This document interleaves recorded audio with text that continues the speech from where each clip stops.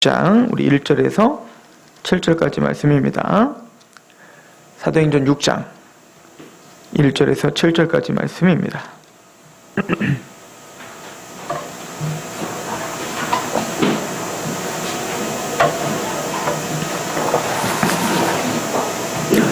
사도행전 6장 1절에서 7절까지 말씀. 그때 제자가 더 많아졌는데 헬라파 유대인들이 자기의 과부들이 매일의 구제에 빠짐으로 히브리파 사람을 원망하니 12사도가 모든 제자를 불러 이르되 우리가 하나님의 말씀을 제쳐놓고 접대를 일삼는 것이 마땅하지 아니하니 형제들아 너희 가운데서 성령과 지혜가 충만하여 칭찬받는 사람 7을 택하라. 우리가 이 일을 그들에게 맡기고 우리는 오로지 기도하는 일과 말씀 사역에 힘쓰리라 하니 온 무리가 이 말을 기뻐하여 믿음과 성령이 충만한 사람 스데반과 또 빌립과 브로고로와 니가노르와 디몬과 바메나와 유대교에 입교했던 안디옥 사람 니골라를 택하여 사도들 앞에 세우니 사도들이 기도하고 그들에게 안수하니라. 하나님의 말씀이 점점 왕성하여 예루살렘에 있는 제자의 수가 더 심히 많아지고 허다한 제사장의 무리도 이 도에 복종하니라. 아멘. 우리가 사도행전을 통해서 우리가 표본으로 삼아야 될 교회의 모습이 무엇인지를 배우고 있었죠. 성령이 강하게 역사하는 교회였고 오로지 복음을 전파하기 위하여 힘을 쏟았던 교회였습니다.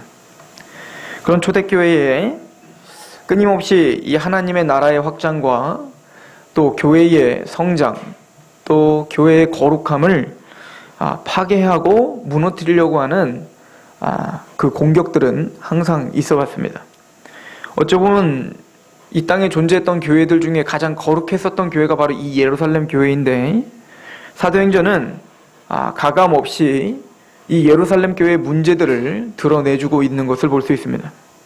그리고 그 문제들의 양상들은 그 초대교회에만 있었던 양상이 아니라 오늘날 우리가 살고 있는 이 시대에도 동일한 모습으로, 동일한 방법으로, 또 동일한 형태로 사탄이 교회를 무너뜨리려고 하고 교회를 힘들게 하는 아주 주된 도구로 사용하고 있다는 것에 우리는 오늘 말씀에 경각심을 가져야 됩니다. 마귀는 교회를 무너뜨리기 위해서 교묘한 방법으로 끊임없이 공격을 해왔습니다. 첫 번째는 바로 핍박이었죠. 그래서 사도들이 복음을 전파할 때 사도들을 투옥시키고 핍박하고 자기들이 갖고 있는 권력과 힘으로 교회를 압박하는 모습들을 우리는 보았습니다. 마찬가지로 세상의 물량주의와 세상의 여러 가지 권력과 힘은 교회를 핍박하고 박해하고 조롱하는데 여지없이 지금도 그렇게 해가고 있습니다.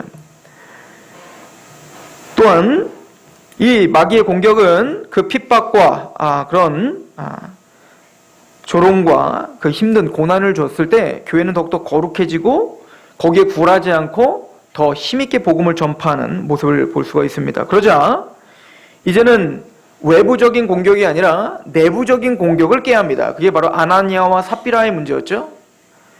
핍박으로 넘어지지 않자 이제 교회 안에 위선이라는 것을 가미해버린 겁니다.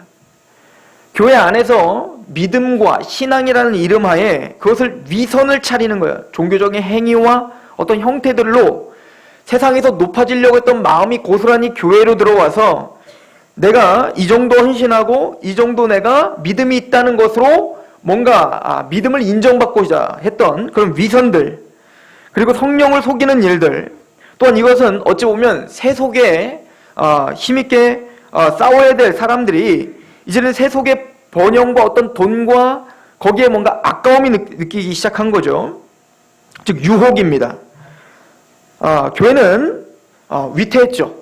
그런데 성령님은 그 교회를 지키기 위하여 아주 극단적인 방법으로 아나니아와 삽비라를 바로 즉결 심판하심으로 그 유혹에 넘어가는 데에 넘겨두지 않고 하나님이 직접적으로 이 교회를 붙잡고 계셨음을 볼 수 있습니다. 마귀는 이 두 가지 시험이 실패함을 보고 포기하지 않고 오늘 본문에는 세 번째 시험을 합니다. 바로 이것이 오늘날 우리에게도 닥치는 마귀가 교회를 공격하는 방법입니다. 바로 원망입니다. 불평입니다.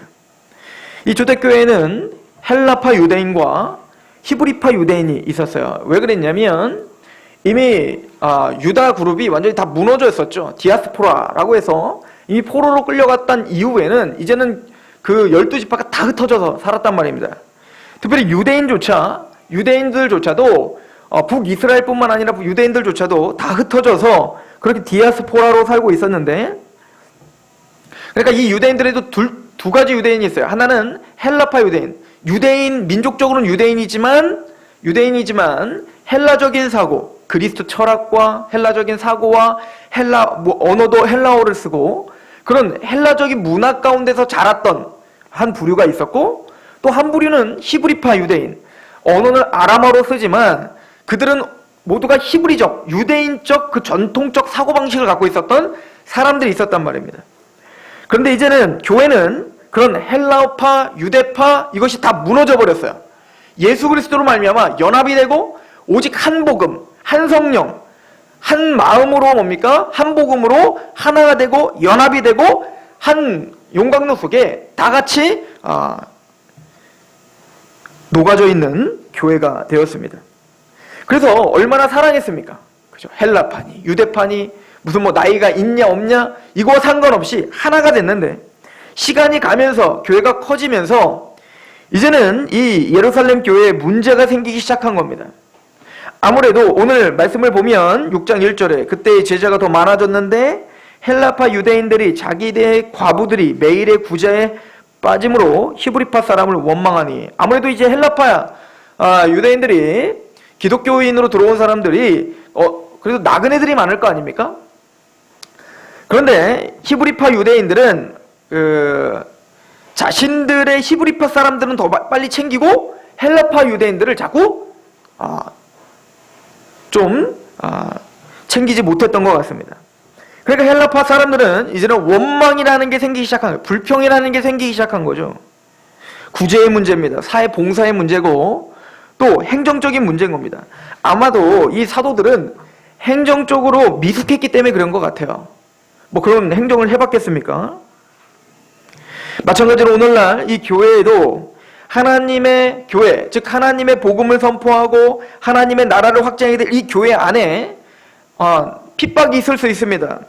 또한 세상적인 유혹과 위선이 이 교회 안의 성도들을 타락시킬 수도 있습니다. 그리고 오늘 본 것처럼 원망과 불평이 생길 수 있는 겁니다.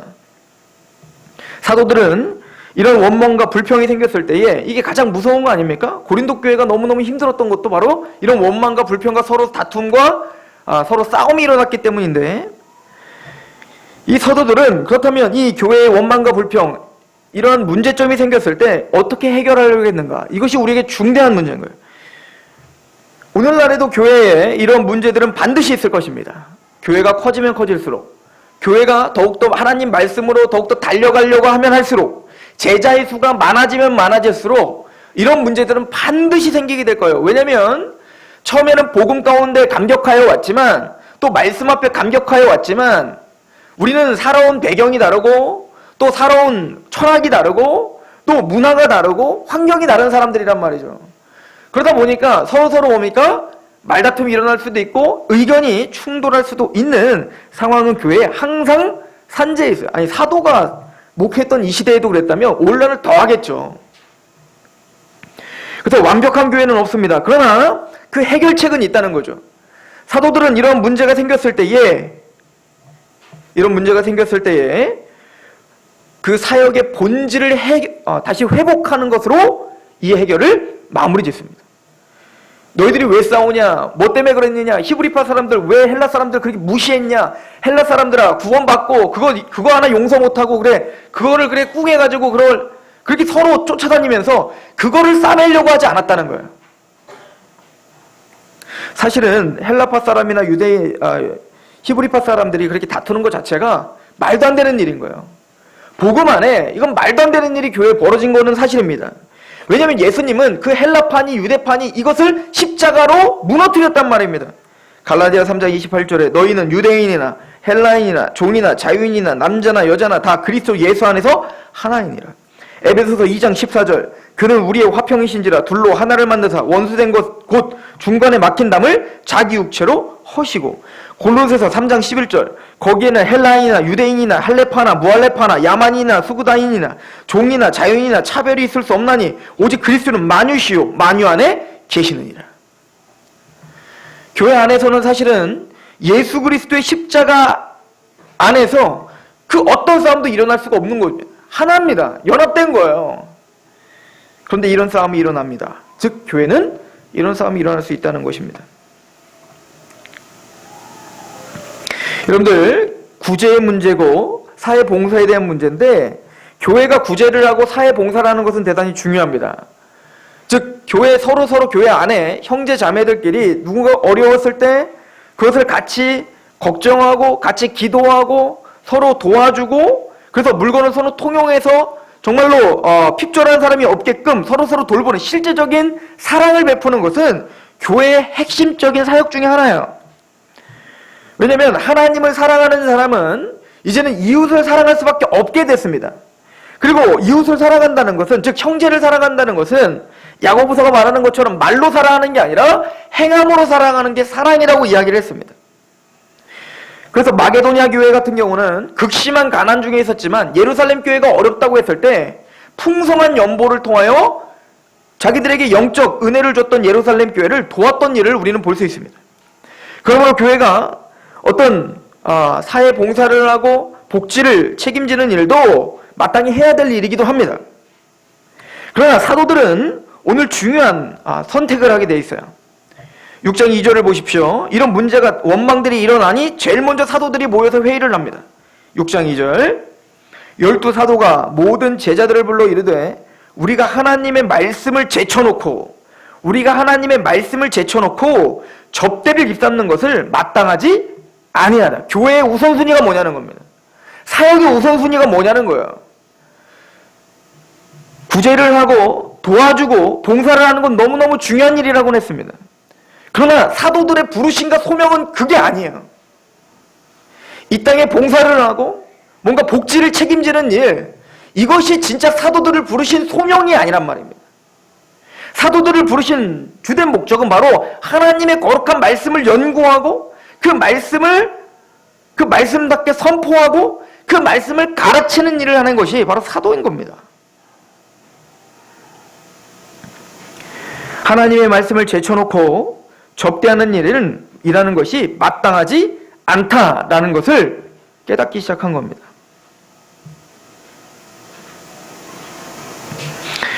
그리고는 사도들은 이렇게 이야기를 합니다. 3절에 형제들아 너희 가운데 성령과 지혜가 충만하여 칭찬받는 사람 7을 택하라.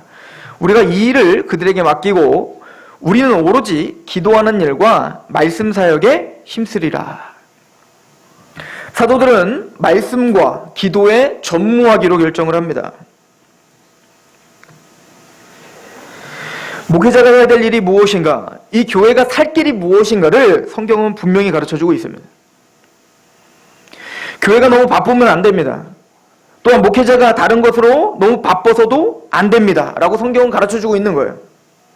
무엇을 하기 위하여 목회자를 세우는가, 무엇을 하게 하기 위하여 사도를 세우는가, 하나님의 말씀을 연구하며 그 말씀하는 데에 온 힘을 기울여야 됩니다. 그리고 그 말씀을 체계적으로 가르칠 수 있도록 끊임없이 연구하고 또 거기에 온 힘을 다 쏟아야 되는 거예요. 그리고 기도하기에 전무해야 된다고 성경은 말합니다. 사도들은요, 이 기도를 할 때에도 말씀과 연관된 기도를 항상 강조했습니다. 에베소 3장 14절부터 21절은 사도 바울이 편지를 쓰면서 내가 너희들을 위해 기도한다 라고 하면서 그 기도의 내용을 설명해 줍니다. 에베소 3장 14절에 이러므로 내가 하늘과 땅에 있는 각 족속에게 이름을 주신 아버지 앞에 무릎을 꿇고 비노니 그의 영광의 풍성함을 따라 그의 성령으로 말미암아 너의 속사람을 능력으로 강건하게 하시오며, 성도들을 위해서 기도하는 거겠죠? 성도들의 속사람입니다. 겉사람이 아닌 속사람이 강건하길 위하여 항상 기도했습니다. 17절에 믿음으로 말미암아 그리스도께서 너희 마음에 계시게 하옵시고, 즉 너희가 정말 믿음이 있는가, 하나님의 말씀이 너희 마음판에 새겨져 있는가, 항상 거기에 신경을 곤두세우고 너희 마음에 믿음이 있기를 소망하는 기도를 했습니다. 너희가 사랑 가운데 뿌리가 박히고 터가 굳어져, 즉 믿음이 생겼다면 단순히 믿습니다로 끝나는 게 아니라 그 복음의 사랑이 그 마음 깊숙한 곳으로 뿌리가 박을 수 있도록 하나님 그 말씀이 거기에 인쳐지고 거기에 뿌리가 박혀 열매를 맺을 수 있도록 해주십시오 라고 성도를 위해 기도했습니다. 18절에 능히 모든 성도와 함께 지식에 넘치는 그리스도의 사랑을 알고, 여러분들 그리스도의 사랑을 알기 위해선 반드시 말씀을 알아야 되는 거예요. 그 말씀에 뿌리가 박히기 시작하면 이제는 하나님에 대해서 배우는 겁니다. 예수님에 대해서 알게 되는 거예요. 그 사랑이 무엇인지를 깨닫게 되는 겁니다. 19절 그 너비와 길이와 높이와 깊이가 어떠함을 깨달아 하나님의 모든 충만하신 것으로 너희에게 충만하게 하시기를 구하노라. 사도들은 이것을 위해서 말씀을 연구했고, 이것을 위해서 말씀을 가르쳤고, 이것을 위해서 말씀에 몰두한 것입니다.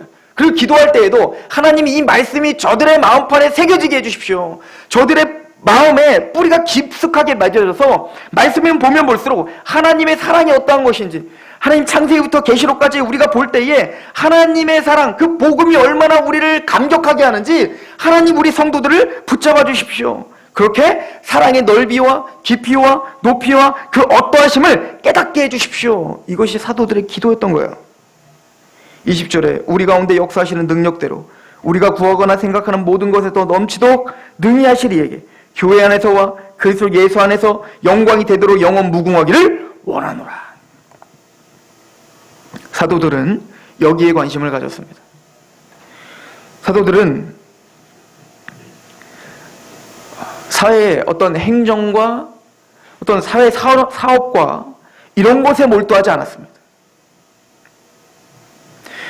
제가 예전에 페이스북을 했을 때, 이제는 페이스북을 끊은 지 꽤 됐는데, 예전에 했을 때 한 목사님이 계속 페이스북에 하루에도 한 5건씩 막 올리는 거예요. 근데 그분은 카페를 운영합니다. 그래서 오늘은 로스팅을 했는데 로스팅이 뭐 맛이 없었다느니, 누가 와서 그 맛있었다느니, 오늘은 더 좋은 것을 배우기 위하여 어디 가서 뭘 배웠다느니, 그러더니 그 댓글이 엄청 많이 달렸어요. 전국으로. 목사님 수고하십니다. 주님의 사역에 뭐 부흥이 있기를 원합니다.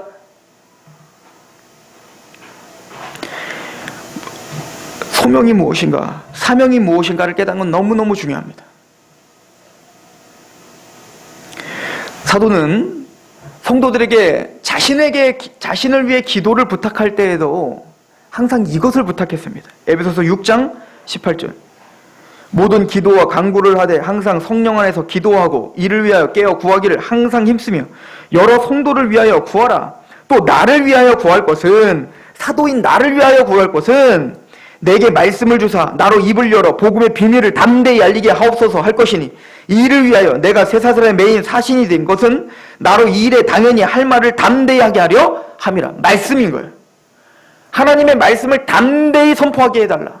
하나님의 말씀을 다 깨닫고 하나님의 복음의 비밀을 과감없이 전할 수 있도록 나를 좀 붙잡아달라, 기도해달라. 이것이 사도의 기도 제목인 겁니다.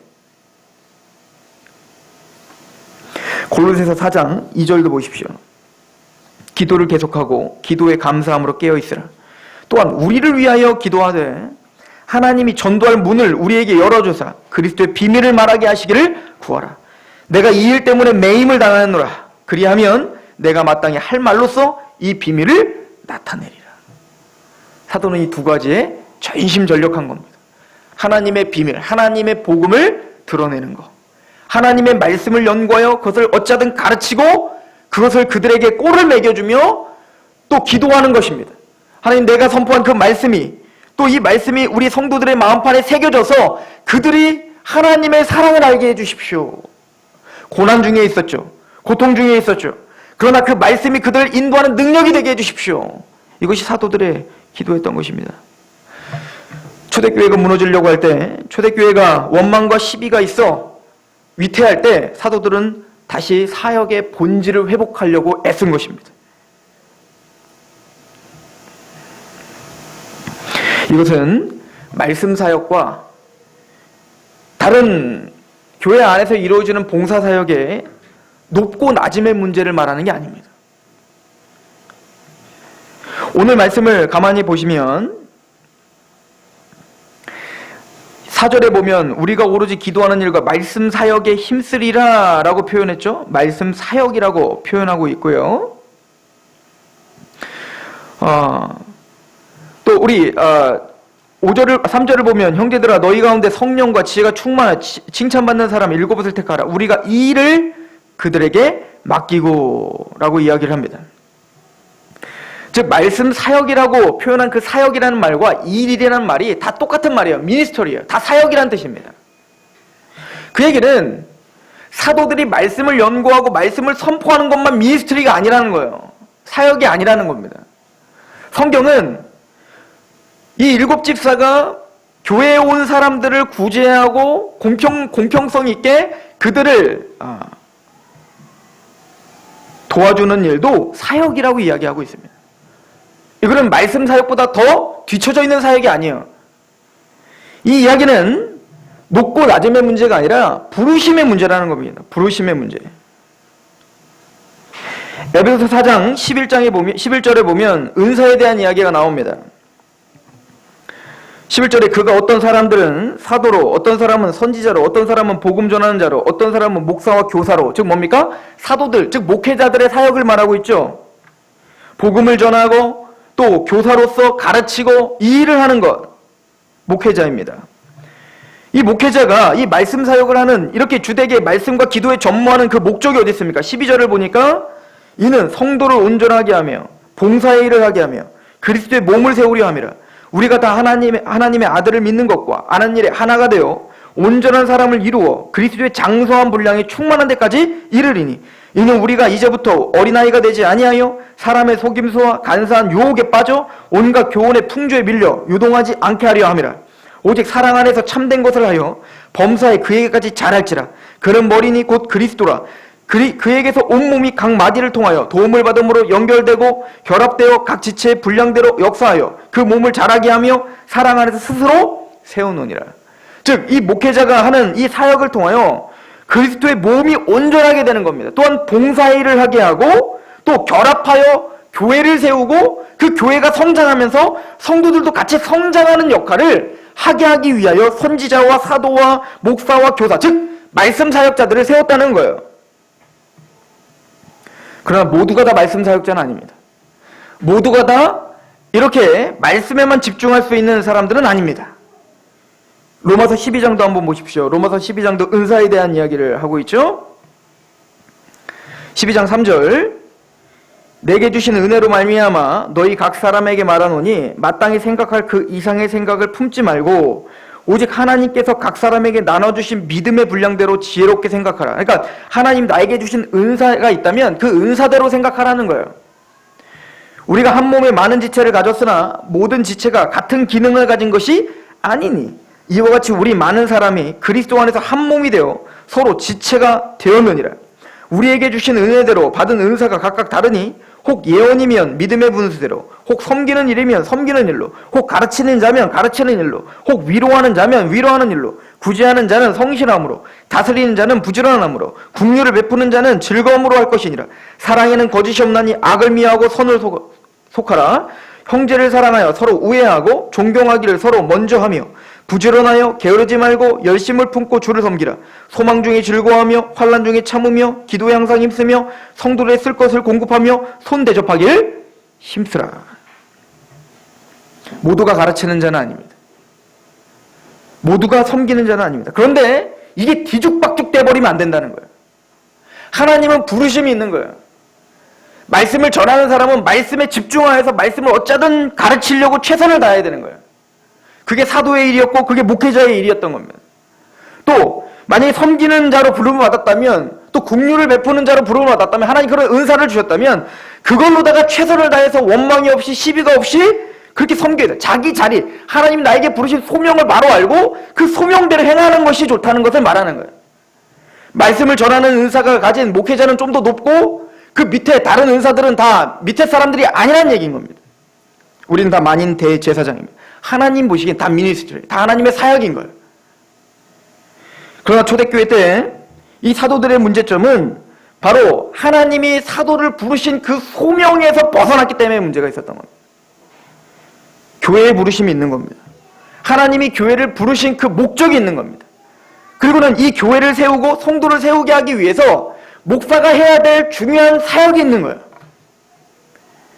또 성도가 해야 될 중요한 사역이 있는 거예요. 이것이 서로 책임 회피를 하거나 서로 이것이 뒤죽박죽 돼버리면 이제는 원망과 시비가 생기기 시작하는 겁니다. 사도들은 본질을 회복함으로 그 해결책을 제시했던 것입니다. 그래서 오늘날도 모든 문제의 해결은 바로 여기에 있음을 성경은 가르쳐주고 있는 것입니다. 하나님은 사도에게 지혜를 주셔서 7 집사를 세웁니다. 꼭 광야 시절에 모세가 인도할 때 그 오합지졸과 같은 그 이스라엘 백성들은 끊임없이 하나님을 원망했고 끊임없이 하나님을 불평했고 모세를 돌로 치려고까지 했죠. 그런데 하나님께서 모세에게 주신 지혜는 70장로를 세우라는 것이었습니다. 그래서 70장로들을 통하여서 그들을 다스릴 수 있도록 하는 것이었습니다. 그럴 때 하나님은 그들에게 하나님의 영을 부어주셔서 그들에게 불일듯하게 은사를 주셔서 섬길 수 있게 해주셨습니다. 마찬가지로 교회에도 하나님은 은사가 있고 또 하나님의 부르심을 받은 그 소명을 받은 하나님의 집사들을 세워서 교회를 섬기게 하였습니다. 목사는 목사의 일을 하고 집사는 집사의 일을 하고 성도들은 성도의 일을 각자 맡은 소명대로 감당할 때 교회는 왕성하게 성장하게 되어 있다라고 결론을 맺습니다. 오늘 말씀 7절을 보십시오. 하나님의 말씀이 점점 왕성하여 예루살렘에 있는 제자의 수가 더 심히 많아지고 허다한 제사장의 무리도 이 도에 복종하더라 라고 이야기를 하죠. 누가는 사도행전을 기록하면서 6번에 걸쳐 이런 비슷한 표현들을 해요. 왕성하게 성장하더라, 또 뭔가 교회가 확장하더라, 뭐 이런 이야기들을 합니다. 그 첫 번째가 바로 사도들이 말씀과 기도에 전무하기 시작할 때 그 말씀이 왕성해지면서 교회가 왕성해지더라 라고 표현한 것과, 두 번째는 사도행전 9장 31절이에요. 바울이 회심한 이후에 그 바울이 말씀을 담대히 선포하기 시작하니까 그리하여 온 유대와 갈릴리와 사마리아와 교회가 평안하여 든든히 서고 주를 경외함과 성령의 위로로 진행하여 수가 더 많아지더라. 성숙과 성장이 함께 일어나죠. 바울이 회심하여 하나님의 말씀을 담대히 전파하니까. 사도행전 12장 24절도 마찬가지예요. 야고보가 순교를 하고 베드로가 투옥됐지만 그럼에도 불구하고 담대하게 하나님 말씀을 선포하자 하나님의 말씀은 흥왕하여 더해지더라 라고 표현해죠. 사도행전 16장 5절입니다. 루스드라에서 디모데를 만납니다. 말씀의 사람 디모데를 만나고 그 말씀의 사람 디모데를 통하여 하나님의 사역하실 때 이에 여러 교회가 믿음이 더 굳건해지고 수가 날마다 늘어가니라. 사도행전 19장 20절, 바울이 3달 동안 하나님의 말씀을 에베소에서 선포합니다. 강론하고 권면했다고 합니다. 바울이 그렇게 3개월 동안 말씀에만 집중해서 그 말씀을 선포하고 강론하고 권면하니까 거기에 수두룩했던 마술사들, 즉 우상숭배자들과 그 마술사들이 자신들의 모든 책을 다 불태워 그게 5만 권이나 됐다라고 성경 쓰여져 있습니다.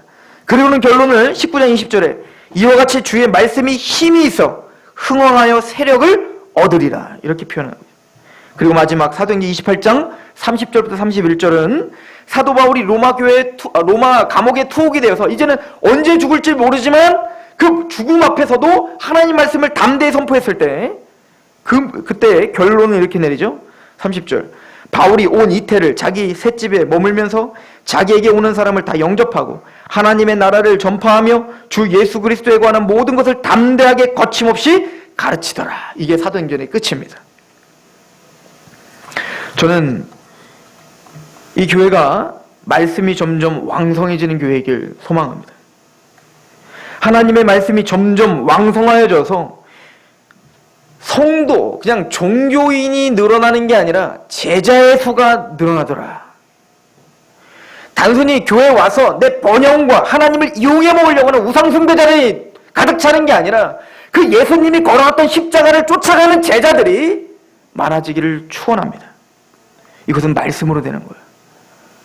목회자가 말씀에 집중하고 그 말씀을 가지고 기도하며 또 또 성도들은 그 말씀을 갖고 서로 털을 굳어 하나님의 자녀로 성장하고 자기에게 본분, 자기에 맡겨진 그 소명 가운데 바로 서서 내가 파수꾼처럼 그곳을 맡아 같이 교회로 성장해 갈 때 말씀은 왕성하게 역사하실 것입니다.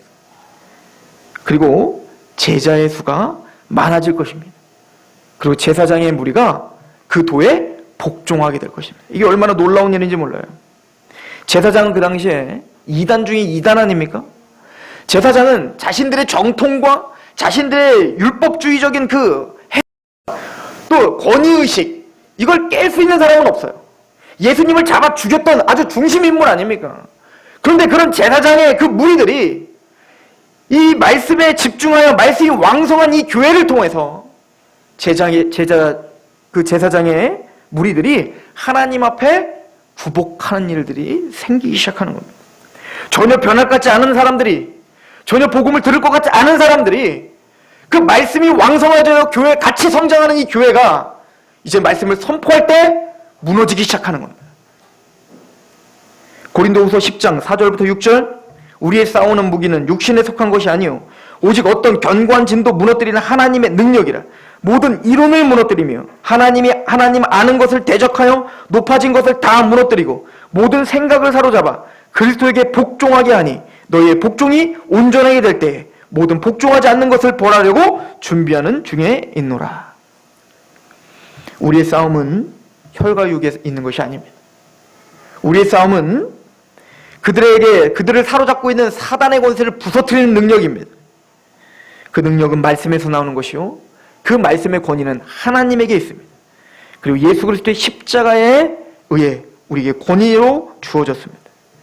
이 교회가 말씀이 더 왕성한 교회이길 소망하고 그 말씀으로 성장하며 하나님의 소명 앞에 그렇게 바로 서는 교회이길 소망합니다. 이 교회를 쓰실 것이며 그렇게 말씀의 앞에 구복하는 하나님 백성들을 반드시 사용하실 것입니다. 기도하겠습니다. 하나님, 교회가 무엇입니까? 우리의 소명이 무엇이며 우리의 사명은 무엇입니까? 우리가 힘써야 될 것이 어디 있습니까? 또한 이 교회가 나아가야 할 방향이 어디 있습니까? 우리가 초대교회를 통하여 예루살렘 교회를 배웠습니다. 아버지여, 그 예루살렘 교회처럼 우리는 끊임없는 핍박과 또 위선과 또 불평과 원망 가운데, 마귀의 시험 가운데 우리는 힘들 때가 너무나 많고 또 앞으로도 더 큰 시험들이 있을 것입니다. 그럴 때 말씀과 기도에 전무하며 그 말씀이 왕성하여져서 모든 성도들이 그 말씀으로 하나가 되고 그 말씀으로 성장하며 그 말씀으로 능히 모든 견고한 진도 부서뜨리는 능력을 경험하여 그 말씀이 왕성해져 제자의 수가 늘어나고 또 하나님의 말씀 앞에 복종하는 그 귀한 사람들이 늘어날 수 있도록 주여 이 교회를 붙잡아 주시고 안보하여 주옵소서. 그렇게 함께 하시라는 비대하며 예수 그리스도의 이름으로 감사하며 기도합니다. 아멘.